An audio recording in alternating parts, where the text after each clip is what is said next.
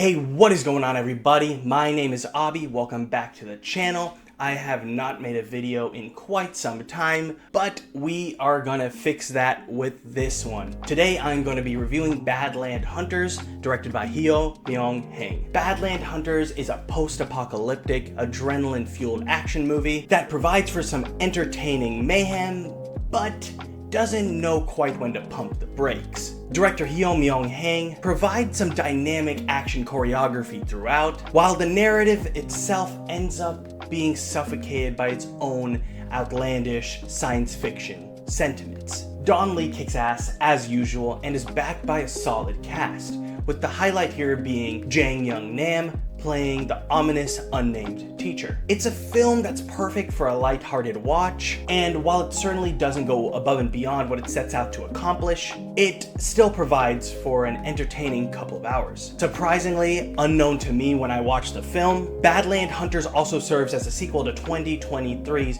post-apocalyptic thriller, Concrete Utopia, though both seem like a far cry from one another. Badland Hunters opens with an earthquake that turns Seoul into a wasteland filled with nomads and hunters. Years later, Nam-sun, played by Don Lee, and Choi Ji-won, played by Lee Jun-young, are huntsmen that sell meat to a local village that they have a good rapport with. Teenager Han Soo-na, played by Ro Jung-ui, and her grandma have both befriended the huntsmen, and it's implied that they formed quite a bond over the years. One day, a mysterious teacher, accompanied by guards, arrives at the village to recruit Soo-na into their community. Though Soo-na is enamored by the prospect of a better life for her and her grandmother, the truth starts to slowly reveal itself as this community and its leader, Dr. Yang Gi-soo, played by Lee Hee-jun, have much more sinister plans in motion. When Nam-sun and the younger, airheaded Choi Ji-won take it upon themselves to save Soo-na and stop the mad scientist's plans, the film really kicks into gear,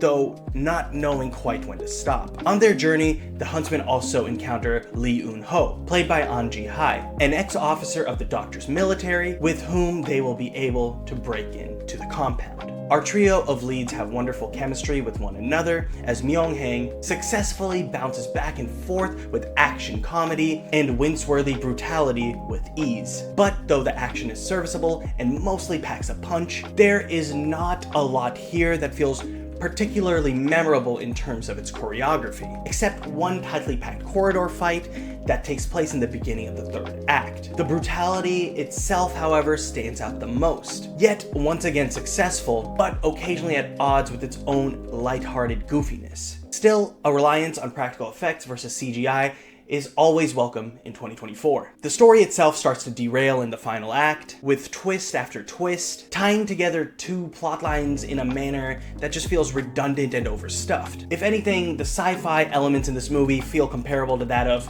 Paul W.S. Anderson's Resident Evil franchise, so take that as you will. The film revels in its own simplicity until these moments that, unfortunately for me, took me out of the experience a bit. The narrative really just starts to trip over itself, and there's only so much the action can do to save the film. Yet it still manages to suffice and scratch that B-movie itch if that's what you're looking for. And to be honest, it certainly has enough here to suffice. So with all that said, guys, I'm gonna give Badland Hunters a 3 out of 5. I think it is a very fun movie to watch. Though it never goes overboard into being anything great, I still think it's completely serviceable and it's a fun time, even if it's just to see Don Lee kick some ass, behead an alligator, or just do his thing. The sci-fi elements can even be laughably insane at times, which is always a plus for B-movies like this. But yeah, at the end of the day, if you just want a lighthearted action movie to watch for a couple hours, this is not a bad choice to go with. So yeah, that about wraps it up, guys.